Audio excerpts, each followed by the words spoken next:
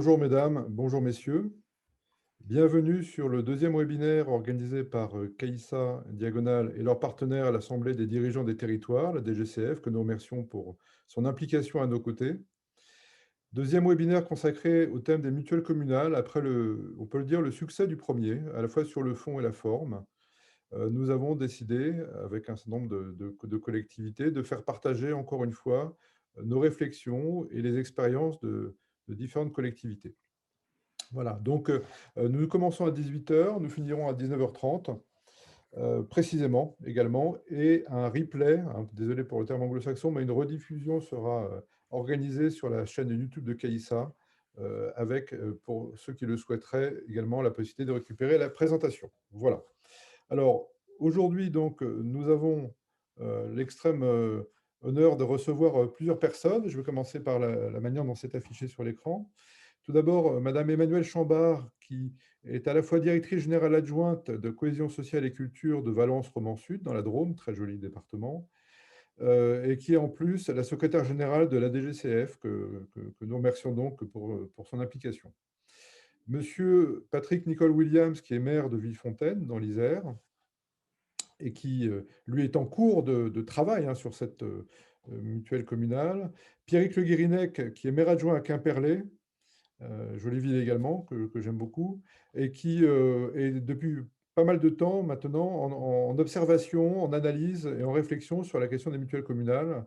Et il interviendra donc juste à la fin de la première table ronde. Xavier Jouzel, qui nous fait le plaisir à nouveau d'intervenir, je le remercie vivement. Xavier Jouzel est en congé, et il nous a fait l'immense plaisir de revenir parce que son exposé avait été très apprécié la dernière fois.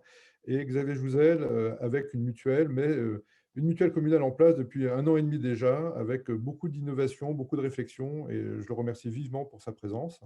Et puis, évidemment, notre partenaire BRL Avocat, avec lequel, ainsi que Claude Evin, nous avons bâti un partenariat sur l'organisation des soins sur les territoires, ce qu'on appelle les dispositifs d'appui à la coordination, les fameux DAC.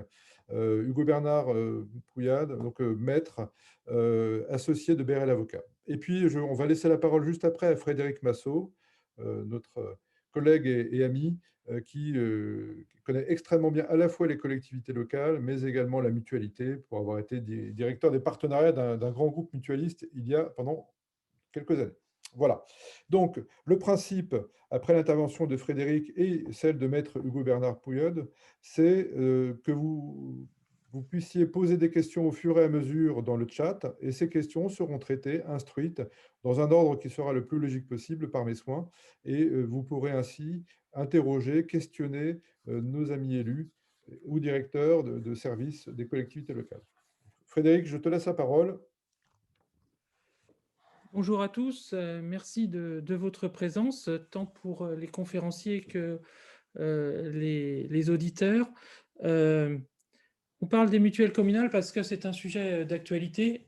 C'est un sujet d'actualité puisque on est 1 an quasiment exactement après l'élection municipale. Il y a beaucoup de listes, beaucoup de candidats qui ont proposé des mutuelles communales et aujourd'hui se pose la question de la pertinence et de l'effectivité de cet engagement. Et puis, il y a l'expérience maintenant d'un certain nombre de communes, j'y reviendrai. Alors, pourquoi c'est devenu une question d'actualité? D'abord parce qu'il y a une réalité sanitaire. On a 30% des Français qui auraient renoncé ou retardé des soins pour des raisons financières, en évoquant pour la moitié d'entre eux des questions de reste à charge trop élevé et donc de prix de ces complémentaires et de prix de reste à charge, de prix des soins. Et puis, si on regarde sur l'ensemble des Français, ça fait beaucoup de Français qui n'ont pas de complémentaire santé, ça fait 3 millions de Français. Alors, les taux d'équipement sont très élevés, mais pour autant, il reste beaucoup de Français, 3 millions, qui n'ont pas de complémentaire santé et qui pourraient, pour beaucoup d'entre eux, bénéficier de la complémentaire santé solidaire. Vous savez, c'est la fusion des dispositifs d'aide à la complémentaire santé, mais la méconnaissance, la lourdeur administrative les empêche d'avoir accès à ce dispositif qui est une complémentaire santé. Alors, les mutuelles communales, c'est quoi? D'abord, c'est une complémentaire santé. C'est une assurance qui va venir s'additionner à la sécurité sociale. Elle est initiée par la commune pour ses habitants. Alors, elle peut avoir des intermédiaires, le centre communal d'action sociale, ou c'est directement en lien entre la commune et les assureurs. C'est en pratique une coopérative d'achat. Alors, on ne va pas le dire comme ça, mais on dit, puisqu'il y a plusieurs personnes qui vont venir sur votre complémentaire, eh bien, on va pouvoir réduire les prix. C'est souvent, et c'est bien logique, contraint par une domiciliation communale, et ça cible les personnes à faible revenu, on l'a dit tout à l'heure pour la CSS, ou des personnes âgées, ou des jeunes sans emploi, et des travailleurs indépendants qui sont souvent avec des ruptures de vie et donc des ruptures de couverture complémentaire.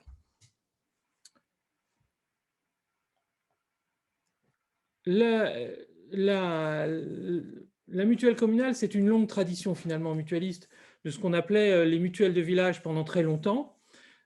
Et c'est vu comme un retour aux sources pour certaines mutuelles qui ont envie de faire revivre cette proximité du territoire.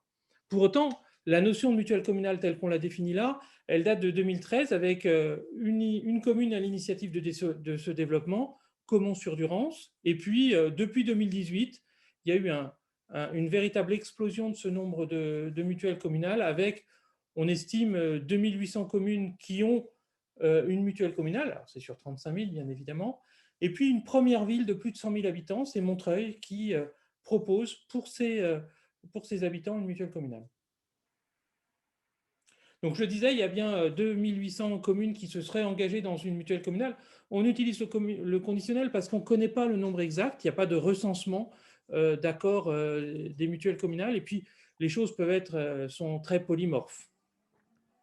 On a 15 à 30% d'économies réalisées sur le montant des cotisations. Alors, c'est des chiffres qui sont là aussi avec beaucoup de conditionnels, d'autant que la question, c'est combien ça dure dans le temps, ce qui représente 25 000 personnes couvertes et essentiellement des plus de 60 ans dans un cadre rural, bien évidemment, puisqu'il y a beaucoup de communes, il y a 95% des communes qui seraient des communes rurales de moins de 5 000 habitants. Et c'est des chiffres que la Mutualité française a bien voulu nous fournir. Alors les acteurs, il y a un acteur initial qui s'appelle Axiom, qui a lancé le projet. Et puis il y a des nouveaux acteurs, essentiellement des mutuelles, des assureurs. Alors il y a AXA, il y a MMEI, il y a Solimut. Donc on a une diversité des acteurs qui sont sur ce périmètre. Alors, je vous le disais tout à l'heure, les mutuelles communales, elles ont des formes très diverses. Ça peut être simplement la promotion d'associations d'assurés créées par des professionnels de l'assurance. Ça peut être un contrat collectif, bien souvent souscrit par le CCAS. Ça peut être la négociation et la sélection d'une complémentaire santé par la commune, où là, il va y avoir un travail directement de la complémentaire santé, ou alors la création d'une association communale, d'une coopérative, d'une association qui a pour objectif de rassembler les citoyens pour peser sur les prix. On a un point juridique, et Maître y reviendra tout à l'heure. La santé ne fait pas partie des compétences de la commune. Donc, la contractualisation avec une commune n'est pas possible. Les communes peuvent agir, mais plutôt au titre du CCAS, en tout cas sur le volet action sociale. Et puis, souvent, les risques juridiques, on a l'impression que c'est quelque chose d'assez simple, et on y reviendra tout à l'heure, mais les risques juridiques sont très lourds, et il faut les prendre en compte dès la conception du projet. Alors, finalement, tout ça va poser un certain nombre de débats.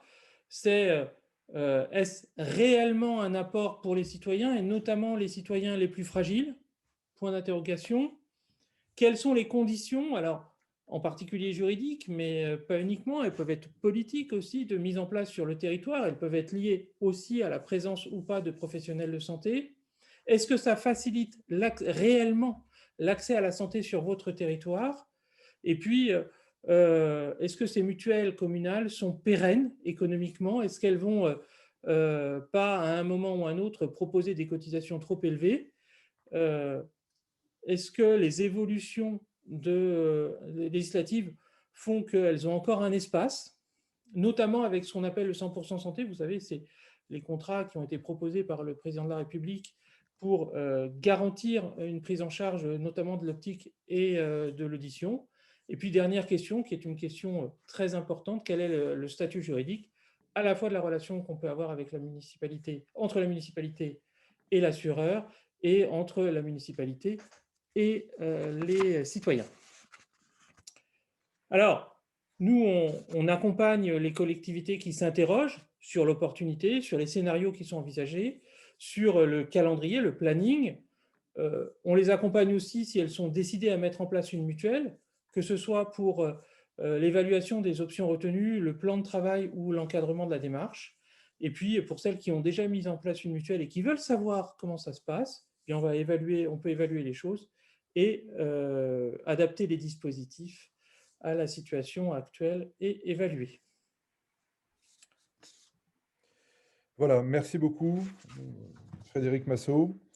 Donc, maître Hugo Bernard Pouillade, cabinet Bérel avocat, Frédéric l'a évoqué, et je crois qu'il y a beaucoup d'interrogations et de points de vigilance de la part des collectivités locales, hein. D'ailleurs, il y a eu la première question que nous avons de la part de M. Guillaume Delcourt, le lien juridique entre la commune et puis la mutuelle communale. Donc, je vais vous laisser partager votre document. On va prendre quelques minutes sur ce point-là et puis vous pourrez réintervenir au gré des questionnements. Voilà. Alors, je vous laisse partager votre document. Maître, allez-y. Alors,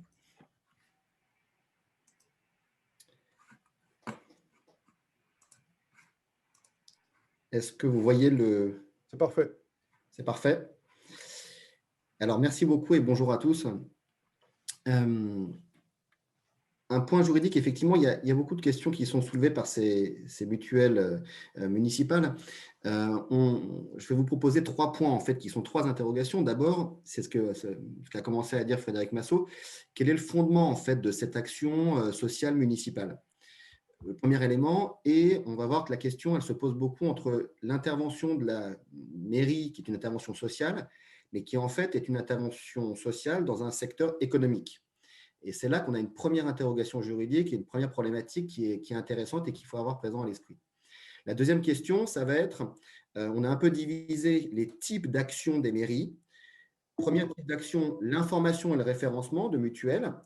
Donc, dans quel cadre juridique peut se faire une information sur les mutuelles ou un référencement? Et ensuite, troisième étape, et en fait, deuxième grand mode d'intervention, la création d'une association pour avoir des contrats collectifs et une approche collective des mutuelles.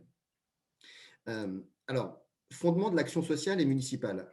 Et je répondrai en même temps à la question qui a été posée. Tout à l'heure, Frédéric Massot disait que c'est un petit peu un retour aux sources mutualistes et aux mutuelles de village. C'est très intéressant comme question pour nous en droit public et plus précisément en droit administratif, en droit des collectivités territoriales. C'est un retour aux sources de ce qu'on a appelé pendant longtemps une forme de socialisme municipal au début du XXe siècle et qui en fait a donné lieu à beaucoup de jurisprudence sur l'articulation entre l'action sociale des mairies et la liberté d'entreprendre. Et en particulier au début du XXe siècle, on avait une jurisprudence qui était très restrictive et qui permettait aux communes de n'intervenir qu'en cas de carence de l'initiative privée. C'était cette façon d'articuler action sociale, action publique et liberté d'entreprendre. Alors, le premier point qu'il faut avoir, à notre sens, présent à l'esprit, c'est la nature de l'activité mutualiste. Ça peut paraître un peu contre-intuitif, mais les mutuelles, on en donne une définition, je passe rapidement parce que vous la connaissez. Elle a effectivement, au sens du Code des mutuelles, une action de prévoyance, de solidarité, d'entraide.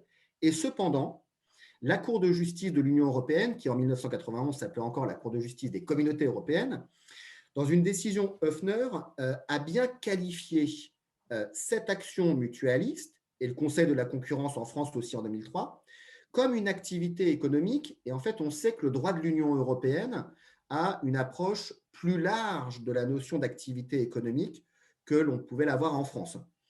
Donc, le premier élément, c'est de bien voir que l'activité mutualiste est une activité économique, et donc avec des opérateurs économiques qui interviennent sur un marché. Alors, Si je peux me permettre un petit détail pratique, pourriez-vous mettre en plein écran votre document, s'il vous plaît? J'ai des demandes sur le chat. Voilà. Alors, je pense qu'effectivement, vous voyez mieux, Euh, presque. presque. Bon, presque. Non, mais voilà, c'est mieux là déjà. Voilà. Voilà. Perdons pas trop de temps. Est-ce que je vous prie de m'excuser? Voilà. Non, non, pas de souci. Alors, donc, effectivement, la qualification d'activité économique, elle est un peu contre-intuitive pour des mutuelles parce qu'on peut considérer que c'est le fondement de la solidarité et de l'entraide. Les jurisprudences qui ont été rendues récemment par le Conseil d'État, elles permettent aux personnes publiques d'intervenir dans un secteur économique. Pour les communes, s'agissant des mutuelles, c'est possible avec, sur le fondement de la clause générale de compétence qui est maintenue à la suite de la loi NOTRe de 2015 pour les communes, et s'il y a une utilité publique locale. Dans les discussions, on a déjà entendu le fait que, effectivement, en fonction d'impératifs ou d'intérêts sociaux locaux, on pouvait avoir cette utilité publique locale. Donc l'intervention, elle est juridiquement justifiée. En revanche, elle doit respecter le droit de la concurrence et la liberté d'entreprendre, c'est-à-dire que l'intervention de la commune, elle ne peut en aucun cas fausser la concurrence, elle ne peut pas non plus favoriser un acteur ou se favoriser elle-même grâce à une position qui est une position pas dominante, mais favorable. Par exemple, une commune ne peut pas créer un organisme ou une association en baissant les prix avec des prix anormalement bas qui seraient compensés par l'impôt. Parce que là, on aurait une activité qui serait en fait subventionnée sur un secteur de marché, et donc les prix anormalement bas fausseraient la concurrence au profit de la commune. Donc ça, c'est l'articulation entre l'intervention sociale et l'intervention sur un secteur économique. Alors, lorsqu'on a une information ou un référencement par les communes, cette activité, elle peut être une information, par exemple, des citoyens sur les mutuelles qui existent, les paniers mutuels, les prestations qui peuvent être données, ou ça peut être, dans un stade un petit peu plus avancé, un référencement. C'est-à-dire que là, la commune va classer un certain nombre de mutuelles en considérant qu'elles elles offrent un panier qui est correct, ou alors même essayer de contracter avec elles. Les informations et les référencements, ça peut être considéré comme des actes et l'usage de prérogatives de puissance publique par la commune. Ça va avoir une influence prescriptive et une influence sur les administrés, et on peut donc considérer que ça favorise ou ça défavorise un acteur économique. Donc là aussi, sur la simple information et le référencement, on va avoir des obligations qui vont être liées au respect du droit de la concurrence, et au sein de ce droit de la concurrence, en particulier au respect du principe d'égalité entre les acteurs économiques du marché. Donc, voilà, toujours cette même jurisprudence du Conseil d'État, une jurisprudence très importante de 2006, Ordre des avocats au barreau de Paris. Le droit de la concurrence est opposable à ce type de pratique, à l'usage de prérogatives de puissance publique si elles affectent un marché. Elles ne peuvent affecter un marché que s'il y a un motif d'intérêt général et que si cet usage est nécessaire et proportionné. En l'occurrence, pour l'information et le référencement, il faudra respecter des règles de publicité, de mise en concurrence et de mise à égalité, parce qu'il n'y a aucune nécessité de favoriser un opérateur économique sur un autre. Alors, pour le stade le plus avancé dans l'intervention de la commune, il va y avoir la possibilité de créer une association. Tout à l'heure, la question qui était posée, c'était le lien entre la commune, l'opérateur mutualiste et les administrés. Alors, entre la commune et l'administré, il y a des liens juridiques. Ce pas des liens contractuels, ce sont des liens statutaires qui font que l'administré est un usager du service public qui a un patrimoine juridique à l'égard de sa collectivité. Et inversement, la collectivité a des droits et des obligations vis-à-vis de son administré. Donc, il est dans une situation statutaire. Vis-à-vis d'une mutuelle, il y a la constitution en fait, d'un rapport qui est tripartite où la mairie peut constituer une association qui va regrouper en fait des administrés adhérents de l'association pour procéder à des adhésions collectives auprès de la société mutualiste. Deux éléments là qui sont très importants en termes juridiques. La première, c'est que ce n'est pas parce qu'une mairie crée une association qu'elle crée une personne de droit privé. En fait, les associations municipales qui vont avoir cet objet d'adhésion collective, qui va donc essayer de renforcer la négociation collective face aux mutuelles, c'est des associations qui souvent vont être qualifiées comme transparentes parce qu'elles sont créées par la commune, elles sont financées en partie par la commune, et donc elles vont devoir respecter l'ensemble des règles, non pas des marchés publics, mais là encore, de la mise à égalité, donc de la publicité et de la mise en concurrence. Ensuite, évidemment, la relation entre les adhérents de l'association et le mutualiste, ça va être une relation indirecte, mais qui sera une relation indirecte de droit civil. C'est bien qu'en fait, l'association se porte fort pour les administrés qui sont adhérents de l'association. Donc, les points juridiques, en fait, essentiels, c'est de bien voir cette articulation entre intervention sociale et secteur économique. Merci pour votre clarté, votre concision, maître. Alors, c'est un point important. Peut-être arrêtez de partager votre écran aussi. Voilà, merci. On va donner la parole à Xavier Jouzel, maintenant, de la ville de Saintes, directeur du CCAS de Saintes, et qui a un recul. Et pour en avoir longuement discuté avec M. Jouzel, je sais que vous avez été très vigilant sur ces sujets-là. Mais avant de revenir sur la question juridique, dont c'est l'importance, le point de départ, Monsieur Jouzel, d'où est partie cette idée de créer une mutuelle communale ou tout au moins d'en favoriser l'émergence sur votre territoire, sur la ville de Saintes? Alors, déjà, c'était une question qui, au sein de l'union départementale des CCAS, était assez récurrente, hein. On avait certaines collectivités qui avaient passé le pas, d'autres qui y réfléchissaient.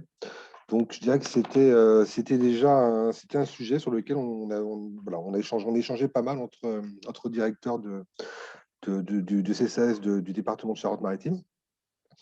Et puis ensuite, ça a été le maire de Saintes qui a été à un moment donné approché par une mutuelle qui lui a proposé, qui expliquait un petit peu ce qu'il était amené à faire.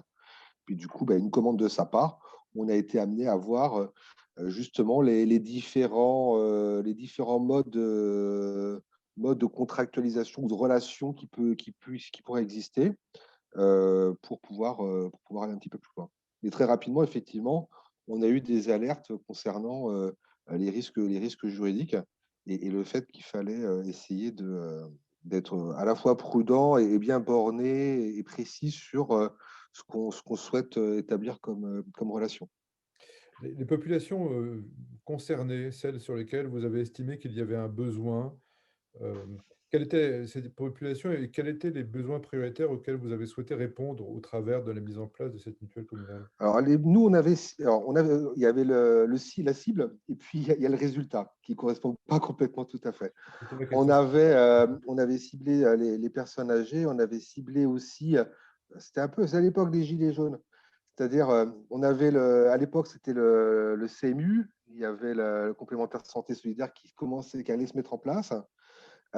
Et puis, on s'est dit, voilà, il y a aussi une frange, donc il y a finalement une population précaire, mais qui finalement bénéficiait de dispositifs. Et puis, il y a cette population qui travaille, mais qui ne gagne pas beaucoup, qui se retrouve en difficulté. C'était un petit peu notre cible. Même s'il y a la mutuelle obligatoire dans le cadre des entreprises, on a quand même une partie de personnes qui enchaînent des contrats précaires ou qui sont auto-entrepreneurs, qui nous paraissait intéressant de pouvoir aussi cibler. Je dois admettre que au final, en fait, on est quand même, ça, je ne sais plus si c'était les deux précédents intervenants qui le présentaient, c'est beaucoup quand même autour des personnes âgées que le dispositif a eu le plus de succès. Là, à ce stade-là, on a à peu près 75% des bénéficiaires qui ont plus de 60 ans aujourd'hui. D'accord. Et 75% d'un chiffre global de combien d'adhérents, combien d'adhésions aujourd'hui? Alors, on a 405 bénéficiaires. Et ça, c'était l'objectif qu'on s'était fixé pour la fin du contrat. Et au bout d'un an, en fait, on a déjà atteint cet objectif-là. D'accord. Pour une population, une De assiette 25 000 habitants. 25 000 habitants. Mm. On a pu remarquer tout à l'heure, au travers de l'exposé de Frédéric Massot, que on parle de 2800, 3000 mutuelles communales en France, mais pour seulement 25 000 adhésions, hein. Donc, on a un ratio qui est assez faible et vous avez globalement explosé un petit peu ce ratio par le haut avec un taux assez important. Mais comment vous les avez ciblés, ces populations? Comment vous les avez contactés? Je fais ainsi le lien avec une des questions, notamment sur M. Laurent Broen. Finalement, c'est un peu au cœur de la relation justement qu'on a avec la mutuelle. Nous, on n'est pas parti sur comment dire, une contractualisation, un contrat collectif, en fait. Aujourd'hui, finalement, la mutuelle communale, c'est une sorte de label. Aujourd'hui, les bénéficiaires, les adhérents, c'est des adhésions individuelles. Donc, le seul, je dirais, élément qui va différencier cette mutuelle par rapport à d'autres, c'est à un moment donné une labellisation comme quoi il y a un contrat de partenariat avec le CCS et la ville de Saintes. Donc, c'est au travers de ce label-là que, euh, par le biais du magazine municipal, par le biais d'une campagne d'affichage, voilà, ça a été connu. Et dans une commune comme Saintes, le magazine municipal, c'est un des médias les plus lus par la population, hein. D'accord. Au-delà de ça, il y a aussi le bouche à oreille, hein, parce qu'effectivement, Mhm. c'est plutôt un bon produit. Donc ensuite, ça fonctionne pas mal et les gens se conseillent aussi ce type de produit. D'accord, il y a beaucoup de bouche à oreille, hein, je crois. Ouais. Voilà. Alors, concrètement, si j'ai de la famille qui habite à Saintes, si je lui en parle, comment cette personne peut-elle faire? Est-ce qu'elle doit. Alors, elle a Il y a une permanence qui est organisée une fois par semaine. D'accord, Je précise parce que c'était vraiment important dès le départ, parce que c'était bien précisé dans le cadre de… L'AMF a fait une circulaire. Je pense que beaucoup de personnes qui s'intéressent à la mutuelle communale connaissent ce document qui est vraiment bien fait. Ça a vraiment été notre Bible, hein. On est vraiment parti à partir de ce document-là. Et donc, on a une permanence, mais que la mutuelle paye au même titre que n'importe quelle structure ou association qui occupe une salle communale. Donc, par exemple, il y a même pas d'avantage financier par rapport à cette mise à disposition. Et donc, il y a une mise à disposition, il y a une permanence qui est assurée une fois par semaine, une d'accord. journée par semaine. Et vous prêtez gratuitement à la salle? Je connais la réponse, mais. Non, non. On demande une participation comme n'importe quelle autre entreprise ou structure qui demanderait à réserver cette salle communale. D'accord. Donc, moi, la personne de ma famille qui habite à Saintes, est-ce qu'elle doit passer par la ville pour souscrire à la mutuelle communale ou bien elle s'adresse directement à la mutuelle Non, que vous elle avez? s'adresse directement. Comme je disais, c'est une adhésion individuelle. D'accord. Donc, elle va aller sur le site de la ville, elle va voir effectivement, on va présenter le dispositif, mais ensuite, tout le travail, tout le temps, je dirais, de discussion, de comparaison par rapport à l'intérêt de basculer sur la mutuelle ou pas, c'est avec la mutuelle. D'accord. Est-ce que ça veut dire que n'importe quelle mutuelle ou assureur, hein, bon, enfin, on prend mutuelle comme un générique, mais n'importe quel opérateur d'assurance santé qui est à Saintes peut se prévaloir de la mutuelle dite communale? Ils ont eu l'occasion, c'est-à-dire on a fait un appel à partenariat, un D'accord, appel à projet, et donc du coup, tout le monde a eu l'occasion toutes les structures ont eu l'occasion de présenter leur offre. Et nous, ensuite, on a fait une analyse et on a identifié celle qui nous paraissait la plus intéressante pour les synthèses. ça veut dire que celles qui n'ont pas été retenues n'ont pas le droit de dire qu'elles sont le Tout à fait, partenaire de la ville sur la mutuelle communale, pour répondre à ma question. tout D'accord? à fait, ouais. Alors, je reviens sur le contenu de vos critères. Quels ont été les critères que vous aviez à l'époque mis en place? Et puis, j'ai une question, c'est qu'est-ce que vous feriez évoluer maintenant dans ces critères si vous deviez refaire le même exercice? Donc, on avait un certain nombre de conditions en termes d'absence de délai de carence, en termes de conditions géographiques. C'est-à-dire que le fait de vivre sur Saintes ou de travailler sur Saintes aussi. On a fait aussi cette option-là. Alors, je suis désolé, hein, je suis un peu de mémoire parce que, pour rien vous cacher, j'ai été contacté hier et donc j'ai pas mal de documents qui sont encore dans mon bureau. Je n'ai pas eu l'occasion d'aller le chercher. Donc, on avait donc la question aussi en fonction de l'âge, c'est-à-dire de pas de conditions, pas de conditions de dossiers médicaux, d'examens médicaux pour les personnes à partir d'un enfin, qui soient en lien avec, en lien avec l'âge. Et puis ensuite, nous, ça a été les critères justement de voir si en fonction, les solidarités, après au niveau de la tarification, la solidarité en fonction, le D'accord. degré de solidarité en fonction des différentes tranches d'âge. D'accord. Et les mutuelles qui voulaient pouvoir s'inscrire dans le partenariat devaient avoir une agence, je crois, il y avait la Tout à proximité. fait. C'était la notion de proximité. Ça, c'était indispensable. D'accord. Donc là, à partir du moment où on se prête, enfin, à partir du moment où on veut mettre, on parle d'une mutuelle communale, ça nous paraissait indispensable. Puis, je dirais que la taille de la collectivité le justifie, qui est quand même une présence physique, au moins pendant cette permanence, une fois par semaine, sur Saintes. D'accord. C'est d'ailleurs un des griefs que parfois on entend sur les mutuelles communales, les premières qui sont développées. On avait des tarifs très attractifs, parce qu'effectivement, des seniors qui avaient des petites retraites, et donc des prix très attractifs, mais après qui augmentaient rapidement. Avez-vous eu ces éléments-là sur l'évolution des cotisations avec la Alors, mutuelle? disons deux choses. D'une part, dans la convention, on a abordé un peu cette question-là, Mhm. c'est-à-dire qu'il y a un engagement de la mutuelle de ne pas augmenter le prix la deuxième année. Donc là, on est la deuxième année, les tarifs sont les mêmes que l'année dernière. Et ensuite, une augmentation, enfin en tout cas, un taux d'augmentation qui soit limité, qui soit en rapport avec les évolutions éventuellement réglementaires. Donc D'accord. ça, de toute façon, ça a été bordé dans l'appel à partenariat et dans la convention qu'on a signée. Et donc, ça a été tenu, hein, puisque cette année, ça n'a pas évolué. L'autre aspect aussi, c'est qu'on ne voulait pas un contrat qui soit spécifique, enfin, qui soit un contrat propre à la ville de Saintes.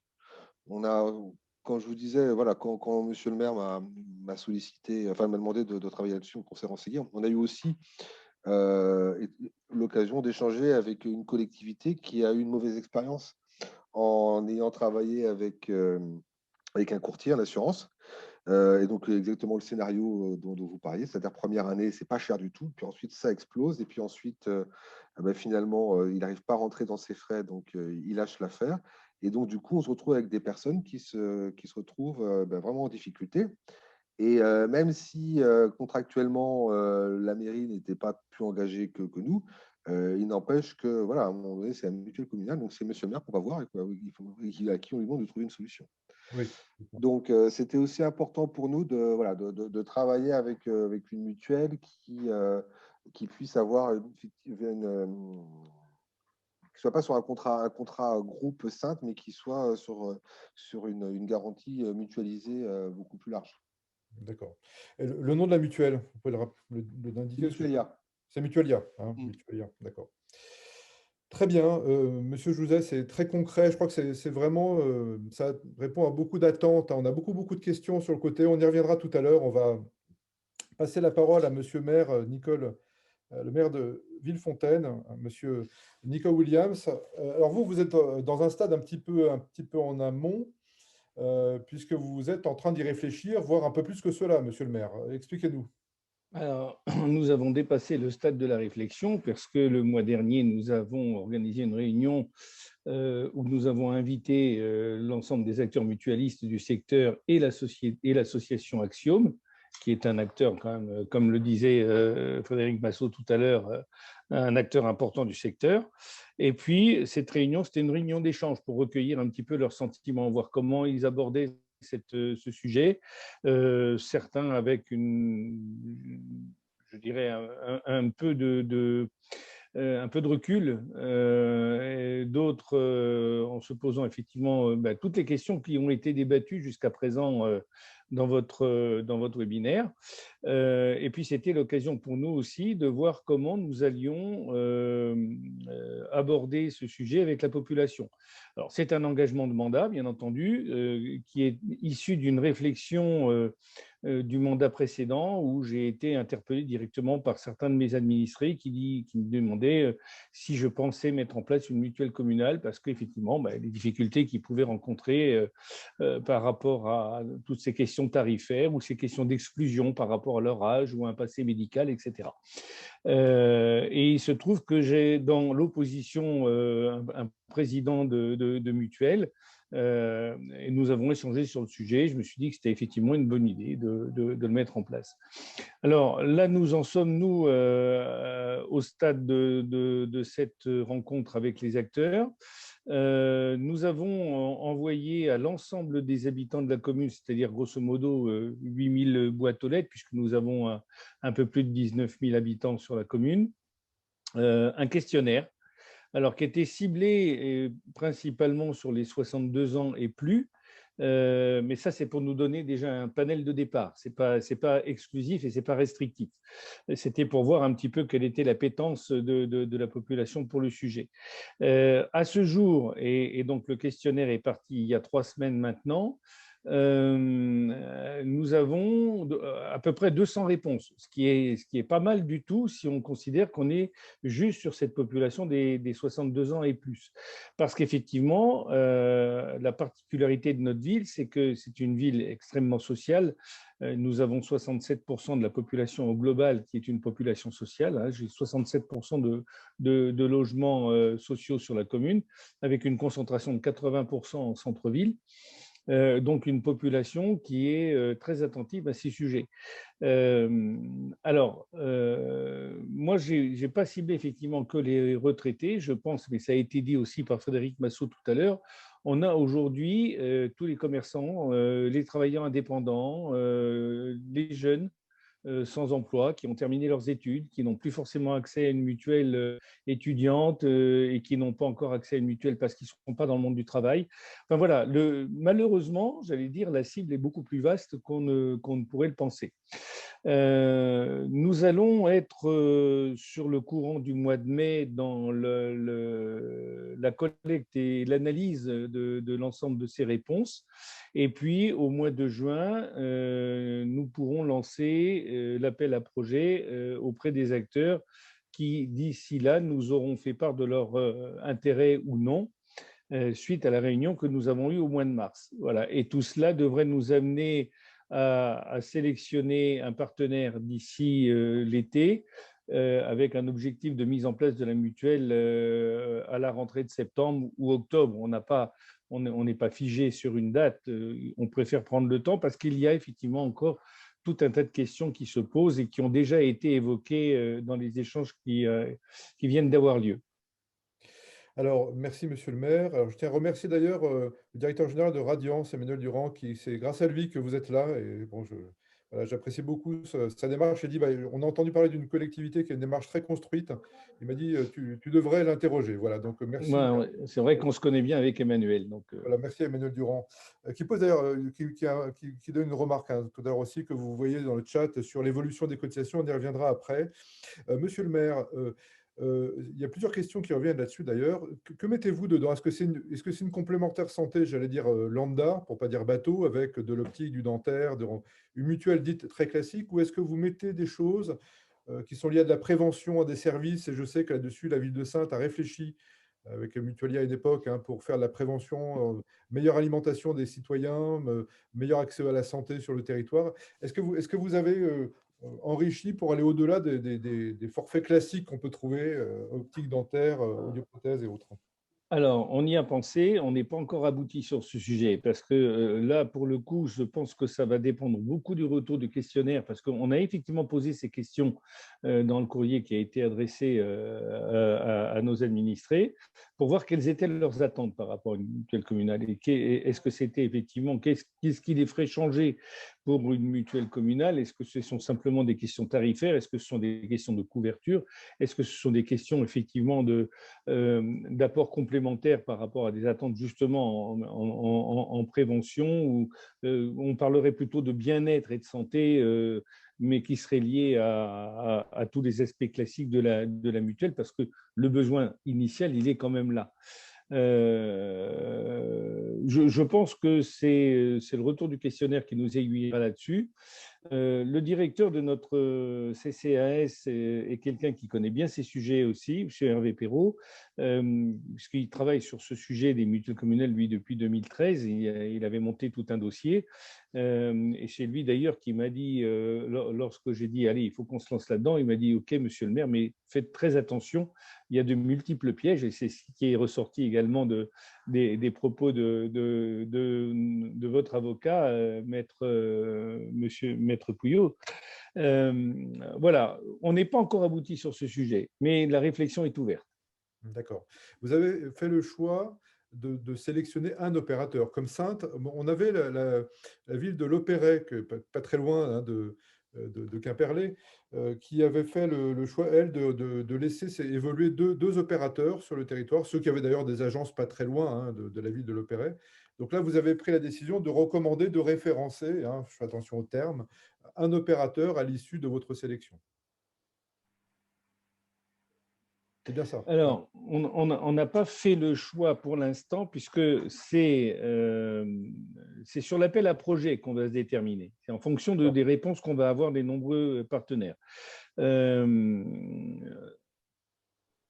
En gros, si vous voulez, la question, elle se pose Axiom ou acteur privé, ou enfin acteur indépendant, mutuelle indépendante. Axiom a fait valoir lors de sa réunion son expérience et son mode de fonctionnement. Il y a des atouts, il y a des inconvénients également. Le fait de recommander, alors là, je suis très en attente, moi, justement, de par les échanges, de voir quels sont tous les aspects juridiques étant déjà abordés par Maître Pouillot tout à l'heure sur la responsabilité de la commune vis-à-vis responsabilité déjà morale, comme ça a été dit par M. Jouzel, responsabilité morale du maire par rapport à ses administrés, même si ce n'est pas lui, effectivement, qui est le patron de la mutuelle. Voilà, de ce côté-là, nous attendons d'avoir les propositions des partenaires. On n'a pas fait un choix déterminé bien encore sur le type d'acteur. D'accord, c'est une question compliquée.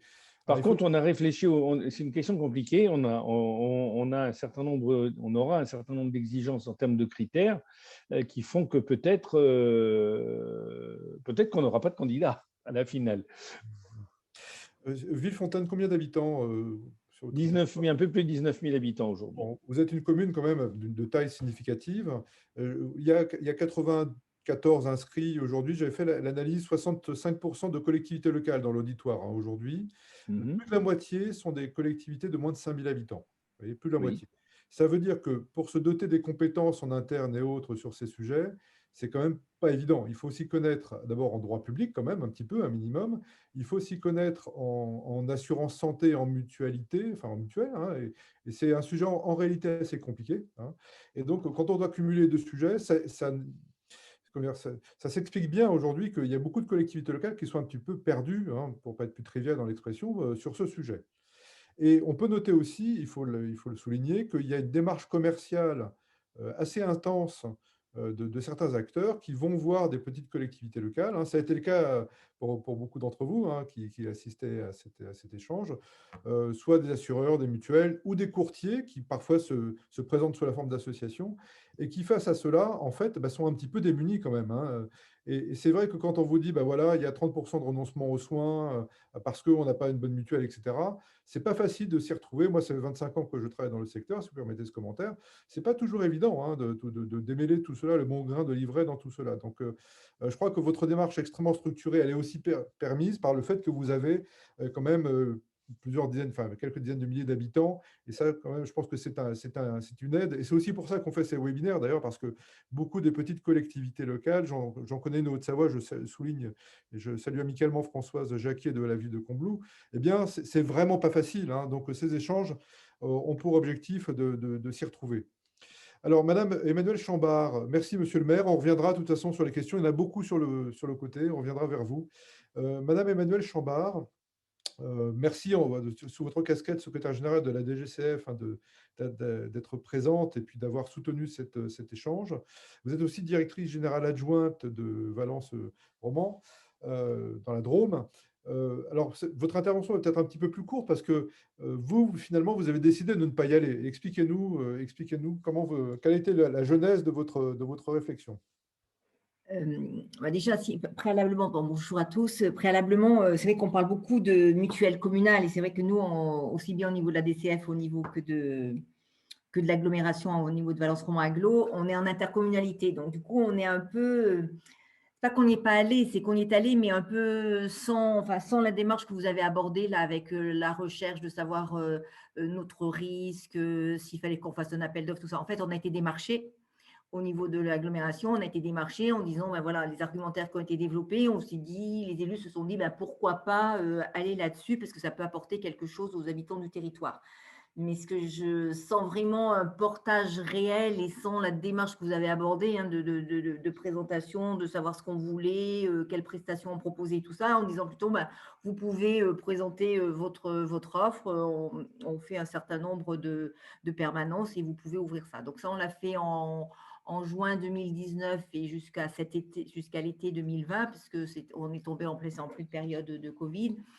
Et l'agglomération est 54 communes de 120 000 habitants. Et globalement, on a 6-7 communes qui ont dit d'accord, on est d'accord pour permettre des permanences et d'ouvrir. Mais on était plutôt dans cette phase-là. Et toutes les questions qui sont posées de dire, mais les propositions qui sont faites, quelle est notre implication, quelle est notre responsabilité. Donc, il y avait plein de questions qui se sont posées. Et de ce fait-là, sans avoir vraiment de réponse et avec un taux… on a eu 400 rendez-vous, donc sur 220 000 habitants, c'est pas énorme. Donc, avec à peu près 10% de contrats qui ont été faits derrière, sans portage politique. Donc, du coup, il y a une forme de retrait de ce qu'il en est. Mais c'est vrai que c'est vraiment cette notion mutuelle communale et l'intercommunalité aujourd'hui. On se pose vraiment les questions déjà sur la santé, sur notre positionnement globalement, même si avec la crise Covid, beaucoup d'intercommunalités se sont plus posées les questions sur la santé. Mais je pense que pour l'instant, globalement, on est encore un peu en retrait par rapport à des engagements communaux tels qu'ils ont été présentés préalablement. D'accord. Merci, Madame Chambard. C'est clair. Je l'avais dit, vous étiez voilà, très concise parce que vous avez vite répondu. La question a été vite répondue, comme on dit maintenant chez les jeunes. Monsieur Le Guérinec, vous êtes maire adjoint à Quimperlé, Finistère. Alors peut-être vous n'êtes pas que maire adjoint à Quimperlé, vous avez aussi des réflexions plus globales, voire plus nationales sur ce sujet des mutuelles communales aujourd'hui. Oui, tout à fait. Bonjour à tous. Oui, lorsqu'on m'a parlé, alors j'ai une casquette de maire adjoint, ça c'est une chose. Je suis également un spécialiste des contrats prévoyance santé au niveau national, pour en avoir à négocier plusieurs. Et j'ai également une casquette au niveau de la Caisse nationale d'assurance maladie, puisque je suis président d'un certain nombre de pôles professionnels. Donc, quand on m'a interpellé à travers une demande politique sur mettre en place une mutuelle communale, tout de suite, je me suis dit, mais qu'est-ce qu'une mutuelle communale? Comme disait Madame Chambard tout à l'heure, le mutuelle communale, moi, ça ne me parle pas. En regardant bien, je pense que déjà le mot mutuelle communale n'est pas le bon mot. Je parlerais plutôt de complémentaire santé communale. Une mutuelle, c'est une structure quand même bien carrée. Ensuite, je me suis dit, mais quel public? Monsieur Jouzel l'a dit, plusieurs interlocuteurs l'ont dit, il y a tout un public, on ne reste pas uniquement sur les retraités ou les personnes âgées. On l'a vu aujourd'hui, ça part de l'étudiant, parce qu'on n'en a pas trop parlé, des personnes précaires, des chômeurs, etc., sur, on va dire, différentes structures. Et puis derrière, on a parlé des gilets jaunes tout à l'heure, la première réflexion a eu lieu à ce niveau-là, c'est que aujourd'hui, il y a des choses qui sont mises en place. On l'a parlé tout à l'heure, la complémentaire santé solidaire. Mais complémentaire santé solidaire, il y a très peu de personnes qui savent qu'ils peuvent en bénéficier déjà. Et ceux qui bénéficient de la complémentaire solidaire ont des planchers, on va dire, et des revenus très bas. Et la question que j'avais, c'est qu'est-ce qu'on attendait d'une mutuelle ou d'une complémentaire santé communale? En dehors du prix, tout le monde l'a dit, les personnes qui aujourd'hui ne sont pas couvertes par une complémentaire santé, on se heurte, c'est au coût, déjà la première chose. Ensuite, on se heurte aux différentes garanties. Qu'est-ce qu'on met derrière? Parce qu'aujourd'hui, j'ai parlé de la C2S, j'ai parlé aussi de ce qui a été mis en place par le gouvernement du 100% santé, mais pour bénéficier du 100% santé, il faut adhérer à une mutuelle ou à une assurance. Ça, c'est la première chose. Ensuite, on n'en parle pas beaucoup, mais on dit les salariés, eux, sont couverts par une couverture santé dans leur entreprise. Oui, mais quand ils sortent de l'entreprise, en dehors de la loi E20 qui peut s'appliquer pour eux pour une certaine durée, derrière, ils se retrouvent avec une cotisation qui est doublée pour la plupart du temps, avec des garanties trop élevées, donc du coup, ils arrêtent. Ils cherchent quelque chose qui, par rapport à leur salaire ou leur rémunération, leur permette de continuer à se soigner. Et la difficulté qu'on a aujourd'hui, lorsque j'ai interviewé, j'ai fait plusieurs analyses, j'ai interviewé tous les acteurs du marché qui se passent déjà par la ville de Montreuil pour commencer, jusqu'à différents assureurs, différents instituts mutualistes et de prévoyance pour essayer de comprendre pourquoi certains étaient sur le marché et d'autres pas. Si on regarde bien, les plus gros instituts mutualistes ne sont pas sur le marché. Le contrat mutuel communal les intéresse. Si on regarde bien, j'ai demandé à travers une autre structure, la mutualité française, on peut la citer, s'il y avait un bilan qui avait été fait sur la mise en place des mutuelles communales. À ce jour, en dehors de ce que nous a dit M. Joseph tout à l'heure, il n'y a pas de bilan. En gros, aujourd'hui, ce qui ressort, c'est qu'il y a autant de mutuelles communales qu'il y a de communes qui ont adhéré. Il n'y a pas un contrat qui se ressemble, même si on a peut-être derrière le même assureur ou la même personne qui couvre le chantier. Et résultat des courses, quand on s'aperçoit qu'on creuse de nouveau, on se dit, mais qu'est-ce qui pousse, on va dire, un assureur, une association, ou une petite mutuelle, ou un courtier en assurance, vous l'avez dit tout à l'heure, M. Drouin, à se positionner? Moi qui connais bien le monde de la mutualité, je me suis dit, mais à un moment donné, si on veut équilibrer les comptes, on n'en a pas parlé. Aujourd'hui, si quelqu'un veut se positionner sur un contrat, il faut pouvoir, cet assureur ou cette mutuelle, équilibrer ses comptes.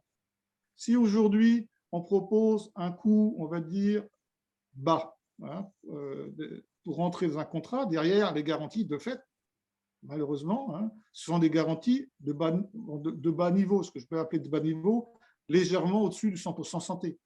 Hein. Mais derrière, qu'est-ce qu'on en fait?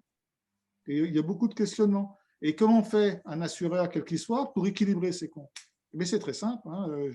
Tous les interviews que j'ai fait, tous les contrats que j'ai récupérés, je me suis aperçu, certes, on a peut-être des prix d'appel, des contrats d'appel, avec des garanties qui peuvent correspondre à des besoins de différentes structures, de différents publics qu'on a cités tout à l'heure.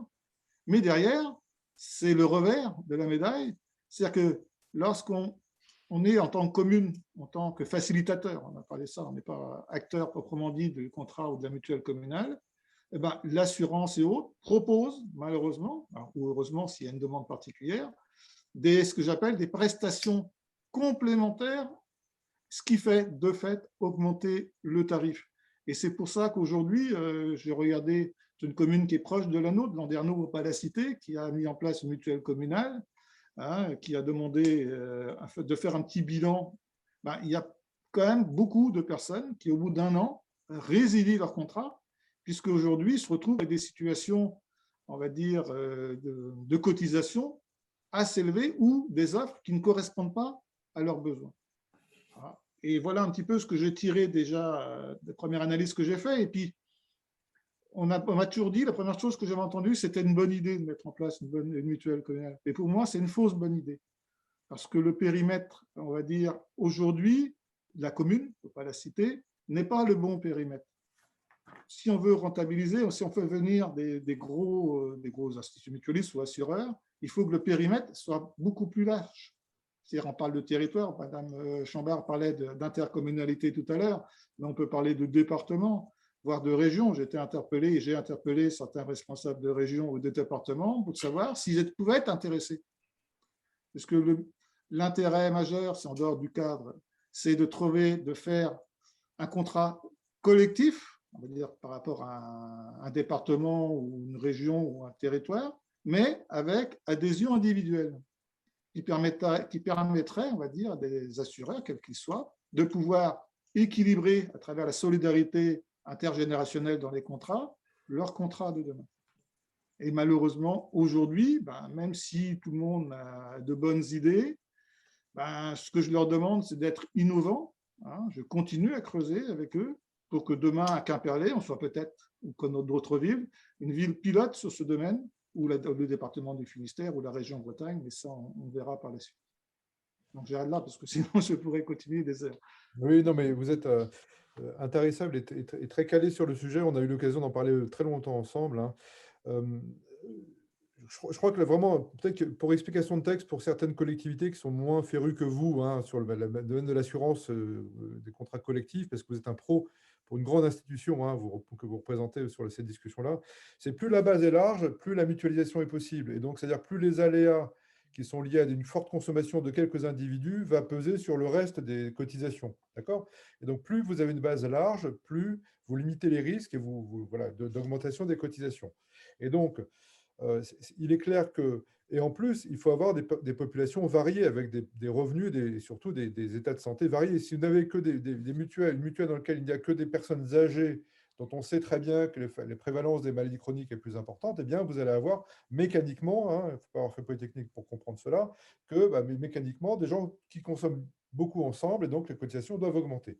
Alors, comme le disait tout à l'heure un intervenant, Emmanuel Durand, il y a aussi les évolutions du remboursement de la sécurité sociale sur les tarifs avec dépassement d'honoraires, des choses comme ça qui peuvent jouer sur l'augmentation. Il n'y a pas que le résultat mécanique aux bornes de la mutuelle, hein, il faut le souligner. Tout à l'heure, monsieur Le Guérignac, vous parliez de mutuelle communale, terme impropre. Moi, je crois que c'est assez confusant. Il y a même des collectivités et des très très grandes qui réfléchissent à ce sujet en se disant mais ça pourra faire la rue Michel et ça pourra aussi adresser les agents de la collectivité locale. Alors on y rajoute une couche de flou sur ce sujet. Donc, alors il y a Jérôme Brebout, je crois, qui est le directeur général de Mutualia, que connaît bien Xavier Jouzel, je pense, hein, qui lui préfère parler de mutuelle des territoires souvent, et notamment pour parler aussi d'actions de prévention ou de nouveaux types de services innovants. Monsieur Le Guérinac, si je vous dis que mon propos, il est sain que les collectivités locales s'emparent de cette question d'accès aux soins, aux droits à la santé, et que c'est un sujet qui est de plus en plus important, ça vous le constatez, je pense. Oui, oui, tout à fait. Que la mutuelle dite communale n'est pas forcément la seule réponse, voire pas la bonne réponse parfois ou souvent. En tout cas, il y a une étape indispensable, c'est le travail qui est fait notamment à Villefontaine, c'est d'interroger les besoins et les cibles de la population, je pense, en termes de population. Oui, tout à fait. Et puis, je vais prendre le département que je connais bien, dans les départements ruraux, on a parlé de certains publics, mais il y a également d'autres publics qui sont les agriculteurs, on ne va pas les citer. On a parlé tout à l'heure d'auto-entrepreneurs, de travailleurs indépendants, mais il y a également la partie, pour chez nous, les agriculteurs, qui n'ont pas de couverture santé. Et dans un département comme le nôtre, il serait bon de poser la question, justement, qu'est-ce qu'on fait pour mettre, M. Massot l'a expliqué tout à l'heure en chapeau de son intervention, on a aujourd'hui un certain nombre de personnes qui ne sont pas dans les complémentaires santé, hein, on sait pourquoi, et comment on arrive à faire rentrer, on va dire, toutes ces personnes-là dans justement une couverture santé qui soit adaptée à leurs besoins, hein, et également à leur rémunération, au salaire qu'ils peuvent mettre, ou on va dire l'adhésion qu'ils peuvent mettre dans une complémentaire santé. Et sans laisser non plus la main, que ce soit des assureurs ou des associations ou des mutuelles, hein, à 100%, puisque une commune, à partir du moment où il y a le mot communal dedans, la commune ou le territoire s'engage derrière. Et c'est là qu'il y a toute la difficulté de la sémantique aujourd'hui à travers les mutuelles communales. Mais je pense qu'on va y arriver, que les partenaires, on va dire, qui peuvent être l'AMF, il ne faut pas les citer, l'Association des maires de France, qui sont bien implantés également dans chaque département. Je vois le nôtre, notre Association des maires de France du 29, sans souci fortement. On commence à également y réfléchir, que ce soit au niveau des régions. Et moi, j'impulse une dynamique, parce que on en parle encore aujourd'hui, avec les futures élections régionales qui arrivent. Ce serait bon aussi, derrière tout ça, d'impulser ne serait-ce que cette idée qu'il faut penser aux gens qui n'ont pas aujourd'hui, qui ne sont pas couverts, on va dire, par des complémentaires santé. Et derrière, moi, plusieurs intervenants ont parlé de solidarité tout à l'heure. Il faut qu'on soit solidaire. Et la solidarité, si on regarde la mutualité française à travers les créations des mutuelles qu'on connaît aujourd'hui, le mot solidaire n'est pas un vain mot. C'est quelque chose qu'on doit quand même mettre en avant. Donc, voilà un petit peu ce que je pouvais dire sur cette question. Merci, monsieur. Un petit commentaire aussi. Vous savez, le terme mutuelle est générique, hein, on y met dedans des gens qui sont des vrais mutuelles 45, régis par le Code de la mutualité, des organismes, des groupes de protection sociale, typiquement, par exemple, la Jeux La Mondiale, Malakoff Humanis ou d'autres, des assureurs comme AXA ou d'autres, hein, je cite un des plus connus. Et puis, quand on parle de courtage, pour répondre à une préoccupation des collectivités aussi, pour comprendre, le courtier, il va placer des contrats d'assurance, mais ce n'est pas lui qui porte le risque. Il va toucher une commission lorsqu'il vend le contrat, hein, 1 euro parfois, ou plus, voire plus. Il peut toucher également des commissions lorsqu'il gère le contrat, les flux de remboursement, les inscriptions, les résiliations, mais ce n'est pas lui qui porte le risque, pour comprendre. Hein. Et d'ailleurs, certains courtiers qui sont positionnés, dont on a déjà parlé sur ce dossier des mutuelles communales, eh ben, ils placent le risque auprès de quelques acteurs, que soit des mutuelles, des groupes de protection sociale, mais même si le contrat est déficitaire globalement, ce n'est pas eux qui en supportent les conséquences. Et je crois savoir que certains opérateurs qui sont derrière, qui portent le risque assurantiel, ne sont pas toujours satisfaits d'ailleurs des déroulements et donc peuvent résilier l'accord qu'ils ont avec ces courtiers. Et ça peut avoir des conséquences sur l'augmentation des primes dont il a été déjà question tout à l'heure. Merci, Monsieur Le Guérinec. Je crois que c'est un sujet donc, sur lequel on vous réinterrogera, on vous fera réintervenir parce que vous êtes actif, vous êtes très, très actif sur le sujet. Vous avez été interrogé d'ailleurs il n'y a pas très longtemps par Séverine Charon, hein, qui est journaliste et qui est parmi nous également, à nouveau aujourd'hui. Alors, Monsieur Jouzel, je reviens vers vous. J'ai des questions dans le chat que tout le monde peut voir sur la réaction des autres mutuelles finalement. J'ai l'impression que vous avez bien fait d'être prudent quand même, hein, c'est ce que vous disiez la dernière fois, parce que ça peut éveiller quand même si certains rechignent un petit peu à y aller, bon, ça peut titiller un petit peu la concurrence. Ouais, c'est ce que je l'avais noté justement. C'est un des messages que j'essaye à chaque fois de laisser, parce que là-dessus, ouais, j'ai été assez embêté quand même. C'est-à-dire qu'à partir du moment où il y a eu une communication sur cette assurance, autant mon appel à projet n'avait pas forcément suscité tant d'engouement que ça, autant lorsqu'effectivement il y a eu une information, une visibilité de ce dispositif sur Saintes, il y a eu des réactions assez vives, notamment des assureurs qui sont installés sur la ville, hein. Donc là, j'étais vraiment bien content de pouvoir quand même leur rappeler, enfin leur présenter qu'il y avait un appel à projet, qu'ils n'étaient pas positionnés. Mais ça a été une réaction très très vive quand même. Monsieur le maire de Villefontaine, de votre connaissance sans discrétion, combien d'opérateurs ont répondu, se sont positionnés dessus aujourd'hui? Nous avons eu 5 mutuelles qui se sont présentées, plus Axiom. D'accord. Et est-ce que vous pensez que ces mutuelles ont d'autres choses à vous proposer? Parce que quand on voit le nombre de contrats et comment dire, la rentabilité de l'assurance santé, parce que l'assurance santé ne rapporte plus un copec, plus beaucoup en tout cas, hein, quoi qu'on puisse dire dans les médias ou autres, quel est leur intérêt à se positionner auprès de vous là-dessus? Y a-t-il une proximité cherchée? Y a-t-il d'autres choses? Ce que je retiendrai des échanges que nous avons eus, c'est il y a toujours l'attrait d'avoir un certain nombre de clients à porter d'un seul coup, si je puis dire, hein, en masse. Enfin, en masse, c'est peut-être un petit peu présomptueux, mais en disant d'un certain nombre. Ils ont posé des questions intéressantes en disant, mais et c'est ce qui nous a amené à envoyer le questionnaire, mais qu'est-ce que vous attendez en fait? Parce qu'effectivement, les attentes ne sont pas les mêmes pour tous et toutes les mutuelles n'ont pas les mêmes atouts ou la même force sur leur proposition. Voilà, ce que je note de cette réunion que nous avons eue,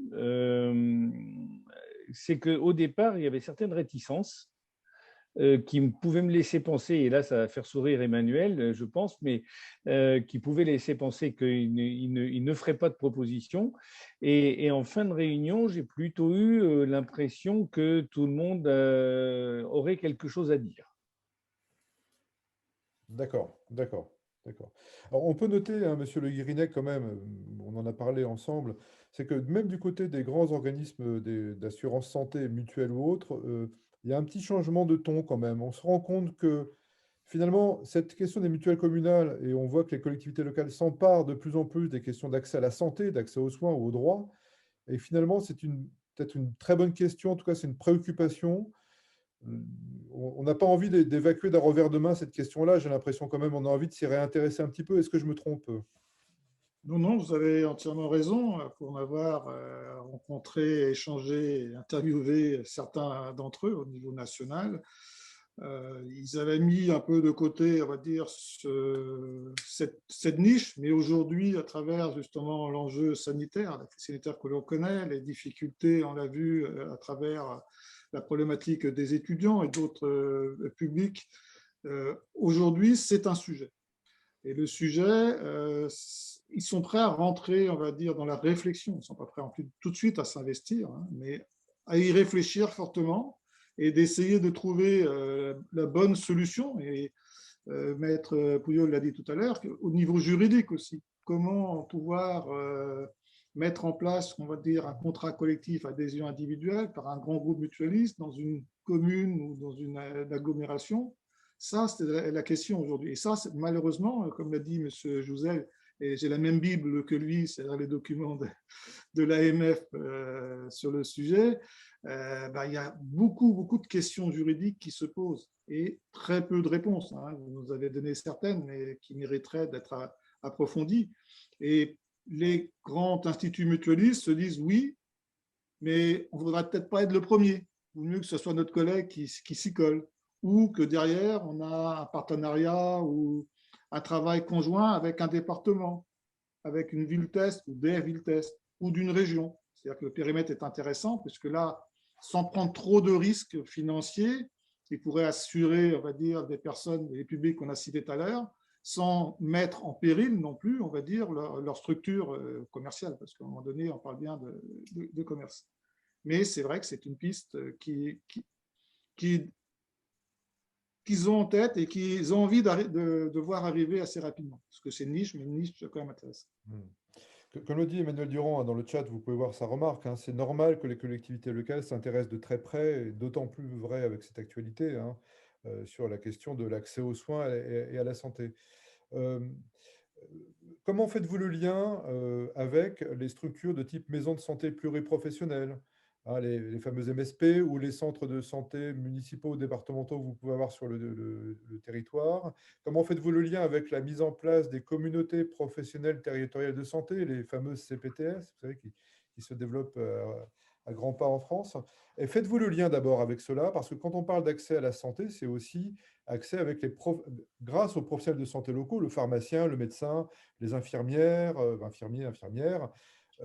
Moi, j'ai noté quand même, si vous permettez, hein, il n'y a pas d'évaluation globale, mais comme je trouve qu'il y a très peu d'adhérence entre ces projets de mutuelles dites communales, territoire, et puis les vrais sujets de santé des acteurs territoriaux. Ça, c'est vraiment une grande carence.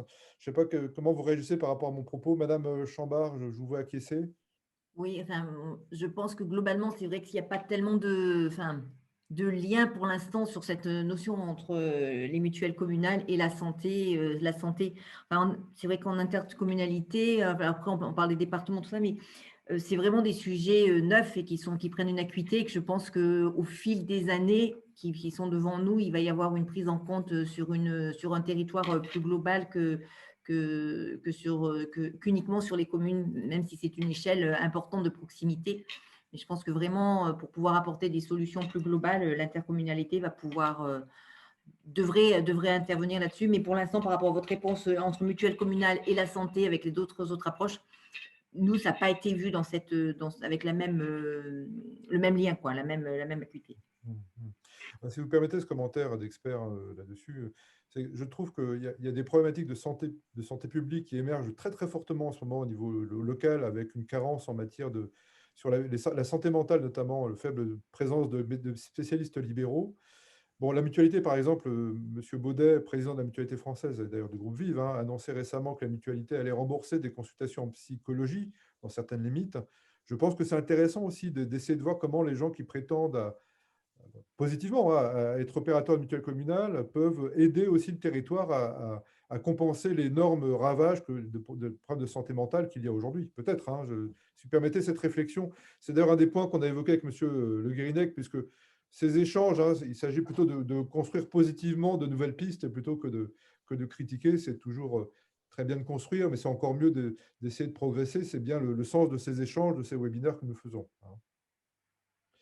Maître Hugo Bernard Pouilleau de Béret l'avocat, beaucoup de sujets. On voit bien que, alors, il y a la question du fond des besoins, la question de la mise en œuvre, la question de l'accès à la santé. Puis, et aussi les questions juridiques. Quels sont les commentaires que vous pourriez faire aux différents participants, contributeurs? Et encore une fois, moi-même, je ne suis pas juriste. C'est bien compliqué tout ça quand même, hein. Oui, c'est très compliqué. Je rebondis sur ce qui a été dit tout à l'heure sur la notion même de mutuelle municipale. En fait, c'est vrai que c'est une notion, c'est pas du tout une notion juridique. Et si on devait la faire rentrer dans des notions juridiques aujourd'hui, eh bien, on aurait différentes formes d'intervention. On a essayé de synthétiser, nous, avec référencement ou création d'une association. Mais en réalité, il y a une question, est-ce que la mairie participe financièrement au paiement de la mutuelle? Donc là, on rentrerait dans une catégorie complètement différente qui est l'intervention financière sur deniers publics d'une collectivité territoriale. Est-ce que c'est simplement une labellisation, comme on l'a un peu aujourd'hui dans le privé avec l'ANI en 2013 et comme on l'a en débat actuellement avec la réforme de la PSC des fonctionnaires État, collectivités territoriales et hospitalières? PSC, protection sociale complémentaire, hein, pour les La agents du protection sociale territoire. complémentaire des fonctionnaires, comme on l'a actuellement en débat. Donc, il y a vraiment d'abord une question qui est quelle est la nature de l'intervention de la collectivité territoriale? Est-ce que c'est, j'allais dire, minimaliste ou est-ce que c'est maximaliste? C'est le premier point. Et effectivement, là, c'est déjà tout à fait compliqué.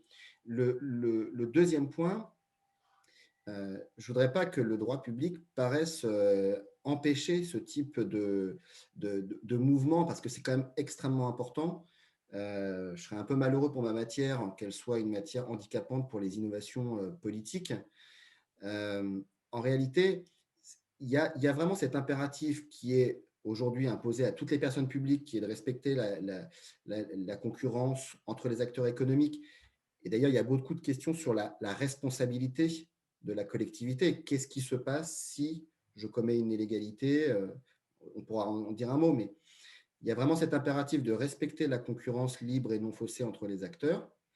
Et en même temps, ce n'est pas impossible de respecter cette concurrence libre et non faussée. Les collectivités sont habituées à passer par des modèles contraignants des marchés publics et des concessions de services. Là, en l'occurrence, c'est de l'action sociale.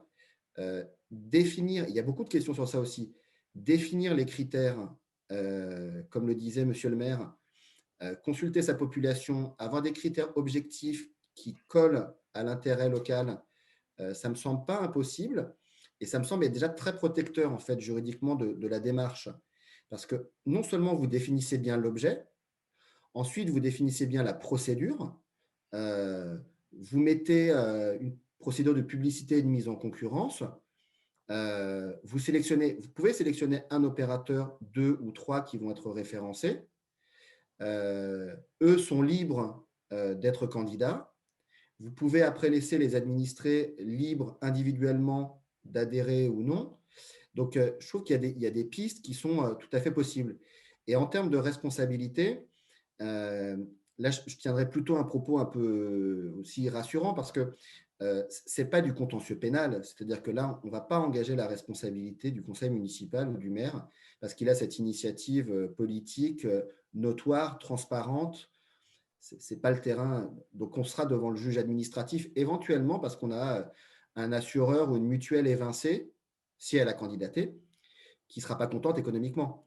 Donc, elle ira devant le juge administratif, elle demandera l'annulation de la labellisation, du référencement.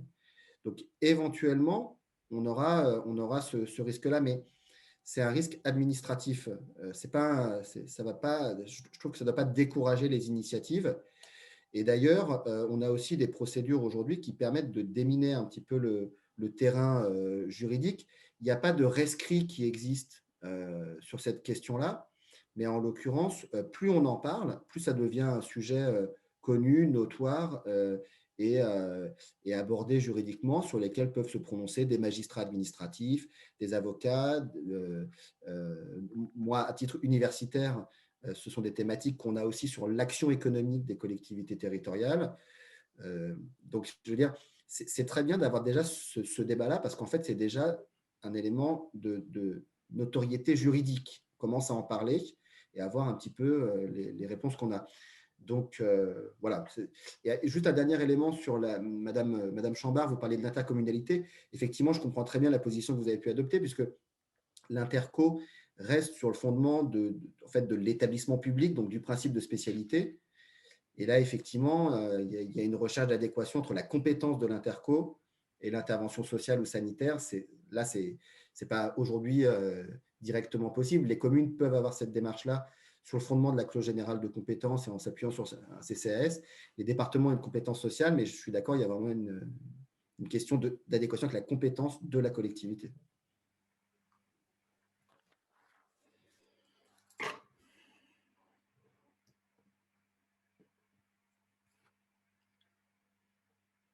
Excusez-moi. Oui, maître, vous voyez la question d'Isabelle Tanet-Contamine peut-être hein, sur les aspects juridiques, référencement à faire par le CCAS. Je propose qu'on ne réponde pas maintenant parce que ça peut être plus compliqué, mais c'est vraiment cette question du référencement. À partir du moment où les gens respectent les termes d'un cahier des charges qui est difficile à poser quand même, hein. Peut-on ne pas en sélectionner certains? Enfin, c'est tout le débat, hein, on est en dedans. Et merci, j'apprécie beaucoup, pour ça qu'on aime beaucoup travailler ensemble, c'est que vous posez les bases objectives du droit et vous essayez de trouver des réponses pour faire progresser les situations. C'est très agréable. Il y a un point aussi qu'évoquait Jérôme Reboul, qui est directeur général de Mutualia, Alliance Solidaire, hein, Alliance Santé.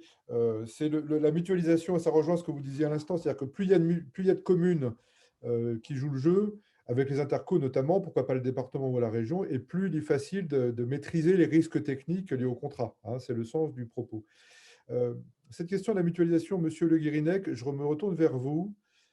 Finalement, avec le webinaire organisé par CAISA, Diagonale et puis BRL, il n'y a pas beaucoup d'exemples comme ça, me semble-t-il. On en a cherché où il y a du dialogue. C'est pas pour se passer de la pommade, hein, faire l'autogros. Il n'y a pas beaucoup d'espace de partage comme cela. Nous, on se fera un plaisir de partager le document de l'AMF, le support, etc. Mais il n'y en a pas tant que ça, hein, Monsieur Le Guérinec. Est-ce qu'il ne serait pas intéressant c'est ce qu'on a un peu imaginé d'ailleurs, mais de prolonger cela, de faire venir, on a beaucoup d'inscrits, hein, on va en refaire un le 20 avril prochain, pardon.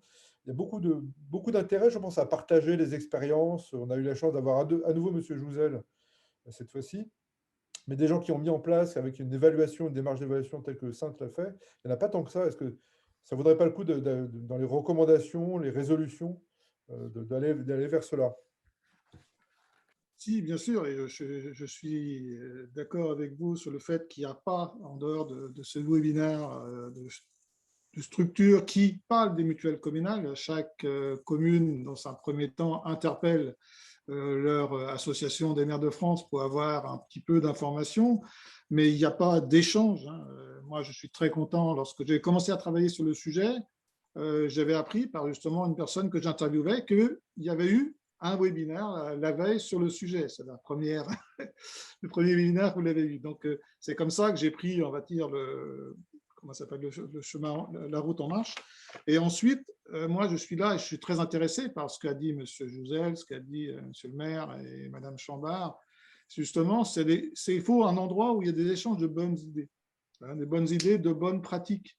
Et quand à partir du moment où c'est construire derrière un modèle, on va dire, un cadre déjà, qui permettrait à toutes les communes de France, quelle que soit leur taille, hein, puisqu'on a vu aussi dans les personnes les groupes les personnes qui participent ou les villes qui participent, il y a des villes quand même assez grandes, hein, plus grandes que celle de Cap-Palais au moins, qui s'intéressent sur le sujet et comment faire derrière pour amalgamer tout ça. Et justement, et après, c'est de trouver des partenaires, hein, quels qu'ils soient, qui ont envie de s'investir sur le sujet, hein, qui ont envie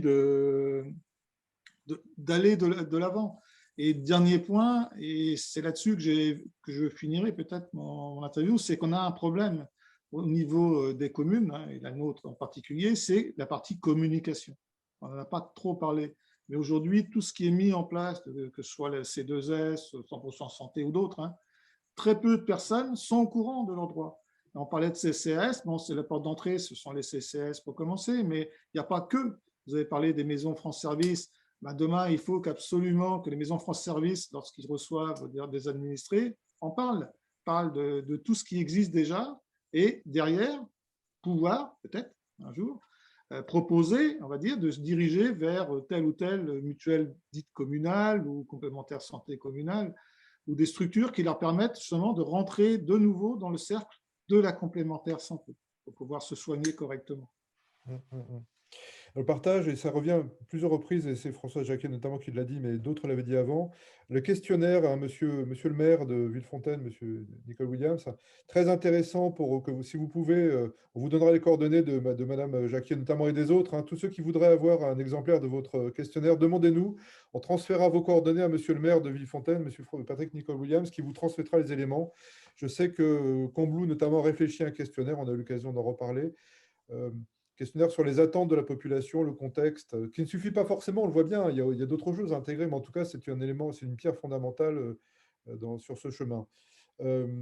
Donc, je pense qu'il faudrait, on y réfléchira, mais comment structurer, partager de l'information, peut-être avec la mutualité, l'AMF évidemment, la DGCF, hein, qui est partie prenante, hein, qu'on remercie, et puis nous sommes partenaires, nous, CAISA et Diagonale, de l'Assemblée des départements de France, avec lequel d'ailleurs jeudi, je fais un petit moment de publicité, on organise un webinaire avec Claude Evin aussi et Hugo Bernard sur la question des dispositifs d'appui à la coordination des soins sur les territoires et le lien avec les CLIC, hein, les comités locaux d'information et de coordination, notamment pour les personnes âgées.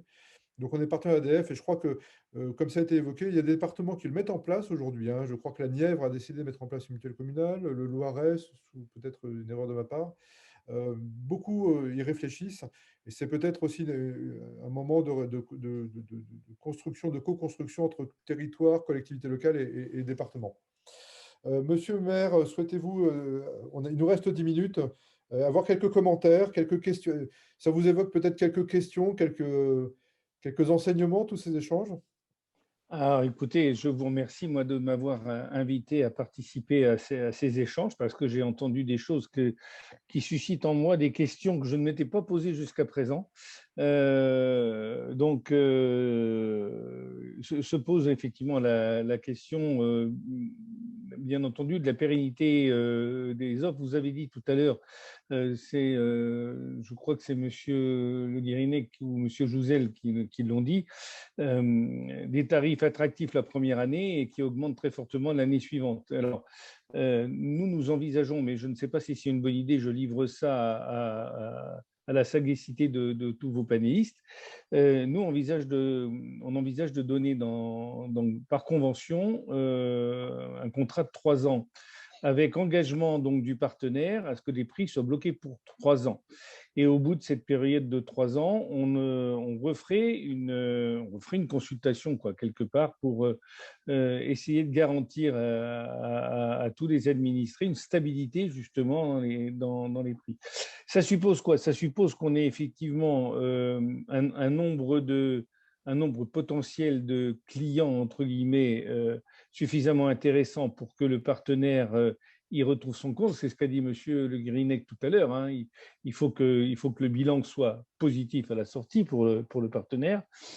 Et puis, ça suppose également que les clients soient satisfaits et qu'ils restent, qu'on n'ait pas cette espèce d'hémorragie au bout d'un an qui serait due effectivement à une insatisfaction par rapport aux tarifs. Donc, en stabilisant, en demandant aux partenaires de stabiliser les prix pendant 3 ans, on pense aussi, à tort ou à raison, mais on pense aussi qu'on stabilise la clientèle pour 3 ans. Ce qui est quelque part aussi un peu un gage de stabilité pour le partenaire qui serait choisi. Voilà. Mais tout cela est encore, vous l'avez vu, on est certes bien engagé dans les démarches, mais on n'en est encore qu'à la genèse. On a encore plein de questions à lever. Un point très important, et je sais que Xavier Jouzel à Sainte l'a mis en place, c'est de travailler d'abord sur l'information des citoyens sur les droits auxquels ils peuvent prétendre. L'aide Oui. à la complémentaire santé. Et ça, c'est un point très important. Vous savez que la téléconsultation médicale est prise en charge totalement, hein, par l'assurance maladie dans le cadre des extensions de 15 septembre 2018, hein, liées à la période particulière. Mais il y a plein de choses comme ça. Le 100% santé qui a été évoqué à plusieurs reprises, ça veut dire que normalement, si on reste dans un panier de soins, de lunettes, de prothèses dentaires, et qui est très large, qui s'est élargi grâce aux dispositions réglementaires gouvernementales, eh bien, normalement, la plupart des gens n'ont pas à payer de reste à charge dans l'énorme majorité des cas. Et ça veut dire que, et ça a été évoqué tout à l'heure, quelle est la place, par Frédéric Massot, quelle est la place de ce fait de complémentaire santé, entre guillemets, bas de gamme, qui normalement avait pour objectif de couvrir ce socle minimum, vous voyez? Alors, ça fait partie, si je peux me permettre de réintervenir, Monsieur Drouin, ça fait partie des réflexions que nous avons menées en 10 ans, et c'est tout le sens du questionnaire que nous avons élaboré, c'est qu'est-ce que vous attendez? Est-ce que vous attendez uniquement un tarif, auquel cas, effectivement, vous aurez des couvertures qui seront des couvertures à peine supérieures à ce que va offrir un 100% santé aujourd'hui? Vous avez parlé tout à l'heure de médecine préventive ou de médecine alternative ou de médecine douce. Effectivement, on sait que ça va forcément avoir un coût sur la cotisation de la mutuelle. Et puis, il y a tout un tas de services. Alors, le reste à charge zéro pour le dentaire, pour l'audio et la vision, c'est une chose excellente, bien entendu. Mais dès que vous êtes hospitalisé, vous pouvez avoir, je ne parle pas des dépassements d'honoraires qui sont aujourd'hui très encadrés, mais vous pouvez avoir également des frais quand vous êtes hospitalisé qui ne sont pas, quand vous n'avez pas de mutuelle, qui deviennent très problématiques. Et là aussi, je pense que sans aller dans une couverture de luxe, on a certainement les partenaires ont certainement des propositions à faire ou des solutions à apporter à cette clientèle qui ne sera pas celle qui est juste au-dessus des minima sociaux, parce que c'est là qui est en danger en fin de compte. La clientèle qui est sous les minima sociaux, vous l'avez dit tout à l'heure, elle a droit à des aides. Bon, la cible la plus fragile, c'est celle qui est juste au-dessus des minima sociaux, parce qu'elle n'a pas droit à des aides et elle n'a pas forcément les moyens d'aller payer des cotisations importantes pour avoir un confort de soins. Voilà, donc c'est toute cette espèce d'équation, j'allais dire, à trois inconnus qu'il faut essayer de résoudre. C'est très important. Je crois qu'il n'y a pas longtemps, j'animais une réflexion un soir avec des élus d'une petite ville, et une des élus paye 95 € de mutuelle par mois alors qu'elle a une toute petite retraite. Et la dame, globalement, disait, moi, je ne veux pas chez le dentiste parce que, voilà. Donc, c'est aussi cela, hein, la réflexion. Il faut savoir l'entendre. Et j'allais rajouter quelque chose, et c'est d'ailleurs quelqu'un de. Alors, on a des gens de Mutualia, on a des gens de Radiance, qui sont des vrais mutuelles, entre guillemets, hein, j'allais dire, dont le fer de lance a toujours été la proximité et la raison d'être, la raison de vivre, et peut-être de survivre demain, hein. C'est ce que la remarque que faisait Joël Derive du groupe Vive, qui est, comme vous le savez, maintenant le plus grand groupe mutualiste en France, qui représente 25% de la population française et qui a également une offre de soins. Et d'ailleurs, ça me permet de faire la transition avec une remarque de Françoise Jacquier de Combloux, en Haute-Savoie. Est-ce que demain, on ne pourrait pas inclure dans les appels d'offres, entre guillemets, hein, encore une fois, je vois le regard noir de Hugo Bernard Poyade, non, non, voilà, dans les critères, en tout cas, de référencement, des critères de prévention à destination des médecins professionnels de santé, voire des visites à domicile des personnes âgées. Hein. On parle beaucoup de problématiques les médecins, on le sait bien, ne dépassent plus beaucoup. Et demain, de dire, les mutuelles qui voudraient être référencées, eh bien, elles financent le petit supplément qui ferait que si les quelques médecins ou infirmières en pratiques avancées, par exemple, acceptaient de se déplacer, eh bien, ce déplacement est financé. Voilà. Hein, donc, ça, c'est dans la boîte à innovation, hein, que M. Guérinec alimente chaque jour par ses démarches. Je pense qu'il y a beaucoup d'idées et je crois que les élus de terrain pourraient y participer. Voilà, donc Nicolas Leblanc, hein, donc, qui est responsable médical au niveau du conseil médical au niveau du groupe Vive, insiste également sur le devoir d'information des adhérents sur les droits, notamment le 100% santé, avec la question des opticiens, les audios et les dentistes. Voilà. Et la proximité avec les commerçants et les professionnels de santé est un atout des municipalités. Nicolas Leblanc, qui est élu de Fontenay-sous-Bois, voilà, qui est en plus responsable médical du groupe Vive. Voilà. Je regarde l'heure, je vous prie de m'excuser, il nous reste 2 minutes. Madame, voilà, Madame Chambard, je vous laisse la parole peut-être. Un petit mot en tant que secrétaire général de la DGCF, qui nous a fait le plaisir et l'honneur d'être partenaire. Et puis j'espère que. Est-ce que vous nous suivez sur l'épisode suivant? Je ne sais pas s'il y a un intérêt, avec plaisir, parce que je pense que c'est un sujet vraiment intéressant et je suis un peu comme Patrick Nicole Williams à avoir découvert un certain nombre d'interrogations et d'approches sur lesquelles je n'avais pas imaginé les choses comme ça. Donc, tout à fait preneur, parce que je pense que c'est des sujets importants sur la santé qui se développent et qui ont pris une acuité encore plus forte sur ces dernières semaines et ces derniers mois. Donc, voilà. Mais plutôt… Nous, on était au niveau du territoire un peu fleur bleue, ce que je dis, parce qu'on est parti, l'AMF nous a dit, voilà, pourquoi pas, on y est allé, donc, mais sans toutes les questions que vous avez apportées. Et c'est intéressant de voir comment on peut évoluer ensemble sur ces thèmes-là pour apporter un certain nombre de services aux gens fragiles de nos territoires. D'accord. Monsieur Xavier, je vous aide. Encore une fois, merci d'avoir pris un petit peu de temps. On avait un autre témoignage de quelqu'un qui avait mis en place et qui a eu une contrainte, et d'où j'ai rappelé M. Jouzel hier, donc ce qui explique voilà, sa tenue un peu décontractée. Voilà. Mais vous êtes toujours très clair et très concret, donc merci encore à vous, et puis d'avoir, avec la mutuelle communale, avec Mutualia. Un petit mot de votre côté? Oui, alors, après, voilà, je veux juste préciser quand même que je pense que c'est d'abord quand même vécu comme un outil de gain de pouvoir d'achat quand même. Vous parlez de lien avec la santé, en tout cas, je pense que pour les synthés qui ont adhéré, c'est d'abord… Alors, pouvoir d'achat, ça se traduit d'ailleurs pas forcément par une diminution de leur cotisation. Il y en a aussi qui ont fait le choix, et une bonne partie d'entre eux, d'augmenter le niveau de garantie en gardant le même niveau de cotisation. Mais voilà, je suis pas sûr qu'effectivement aujourd'hui c'est vécu comme un outil, en termes de politique de santé, mais c'est plutôt comme en termes de pouvoir d'achat. Bon, moi j'ai beaucoup de questions. Alors j'ai beaucoup de questions pour la suite aussi. Hein, on s'interroge. Alors nous, on n'a pas osé 3 ans. On n'a pas osé demander 3 ans de blocage. On est parti sur… c'est une convention qui est de 2 ans, renouvelable 2 fois 1 an. C'était le premier, on était assez prudent. Et on est plutôt parti sur l'indexation. On n'a pas osé d'emblée proposer 3 ans, tout simplement parce qu'on a eu peur qu'il n'y ait personne ne se positionne si on bloquait le niveau pendant 3 ans. Et puis, oui, des questions aussi. C'est est-ce qu'à un moment donné, il faudra intégrer d'autres mutuelles, hein, parce que je vous dis… pas mal d'acteurs locaux ont assez vivement réagi. Donc, est-ce qu'on sera obligé à un moment donné d'élargir? Mais est-ce que ça a encore du sens si tout le monde est mutuelle communale? Et puis, l'impact des dispositifs, les 100% santé, celle de la C2S, voilà, effectivement, quel est vraiment l'espace pour la mutuelle communale dans l'avenir? Ça fait partie des questions qu'on se pose et sur lesquelles il faudra avancer lorsque reviendra le moment de décider de renouveler le dispositif.